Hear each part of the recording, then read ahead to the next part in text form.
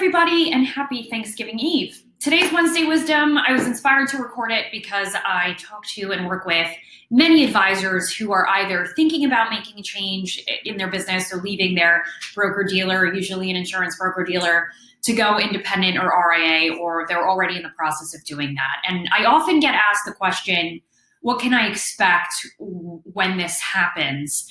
And I think the answer to that question is so critically important regardless of whether you're transitioning from your firm to go independent or not. And so I'm speaking today to certainly advisors who are leaving to go RIA, or advisors who are simply watching their business evolve and realizing that they too have to evolve as a business owner themselves. So there's the obvious stuff. There's obviously technology and being able to benefit from all the advancements in the fintech space. Of course, there's that element.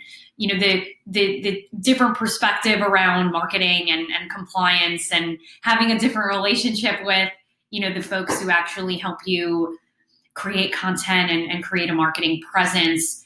Of course, that stuff's going to be different as well if you're independent. And being able to charge fees the way you want and offer the services that you want, yes, that too. What's more interesting to me, and what I think advisors should spend more time exploring and preparing for, are the mindset shifts that need to take place and that will naturally take place when you do go out on your own. And so I want to talk a little bit about that today. I always say I'm going to try to keep it under 10 minutes. I think I will. So the first one is the way in which you actually define what it is you're building. I talk about this a lot on these videos. I think we've done a disservice to some extent in the industry at some firms by telling advisors, like, you have to get to the billion and you have to, build, Gen 2 on your team and make yourself less relevant to the business. And if you don't build an ensemble, you're not doing it the right way. And the truth is, none of that is true. Of course, if you are looking to, take a step back from, making the decisions and being the primary revenue generator, and you really want the business and the brand to continue long after you're gone, of course you have to do those things. But there's absolutely nothing wrong with building a lifestyle practice, a boutique practice where you get to work one-on-one with just the types of clients that you like to work with, and cap the number of clients you bring in any given year. There's absolutely nothing wrong with doing that. And now in 2020, 2021, there are so many platforms and firms that really will enable you to be the owner and the primary advisor, but not have to worry about building something that's, so supremely bigger than yourself. Of course, if you want to do that, you certainly can do that. And there are places you can go that will help support you in doing that. But there's nothing wrong with building the lifestyle practice is the point of this spiel. And so really taking time to define and sometimes redefine what it is that you want the business to do, not just for your clients, but for you. Important to have that discussion with yourself. The second thing is how you define success.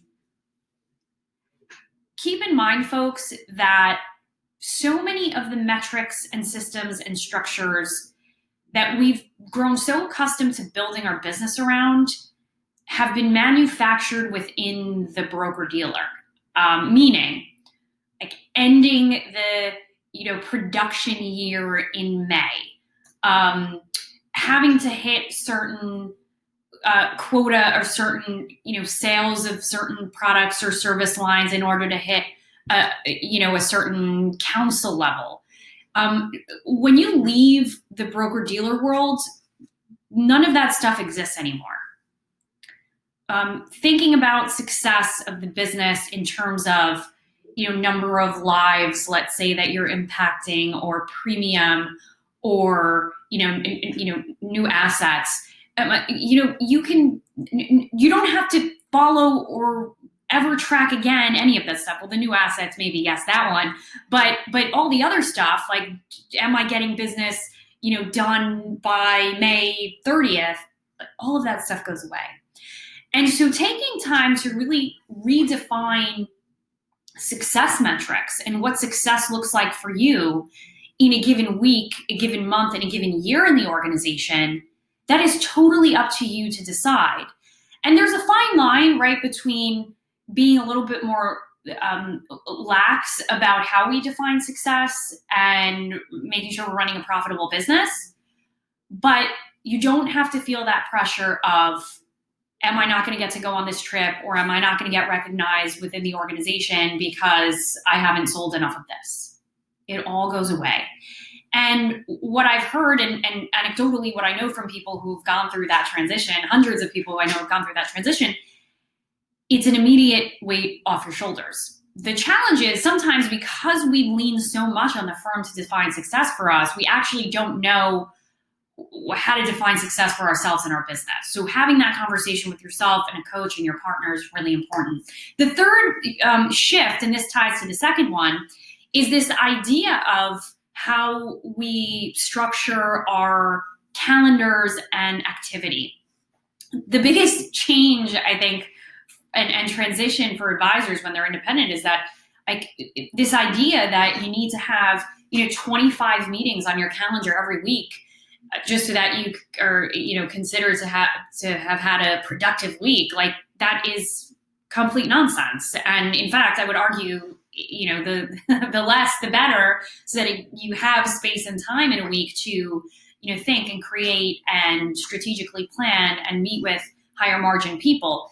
So the way in which you think about actually leveraging your most precious resource, your time, that has to change as well. Only within the Insurance BD channel do we see advisors having review meetings, tons and tons of review meetings every single week, and recycling people from like the C&D client segment and having them come in to meet with you just so you can have somebody to talk to and meet with and potentially try to cross-sell something to. We only see that in the Insurance BD world.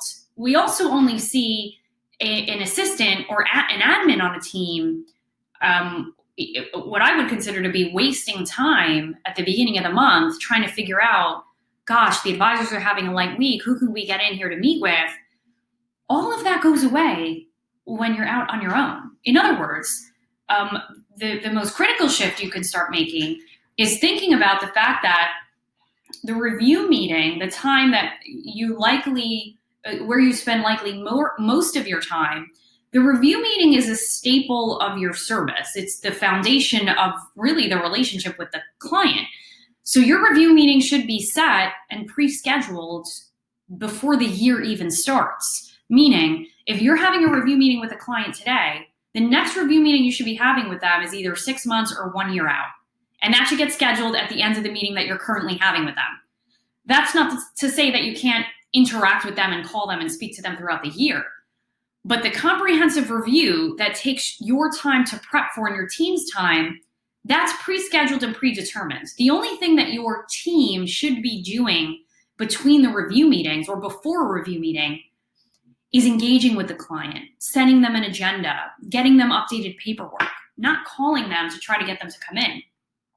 And so when you start thinking differently about how you're spending your time actually servicing and engaging with clients, you'll find that not only do you have more time on your calendar, the client's having a better experience, but this pressure of trying to keep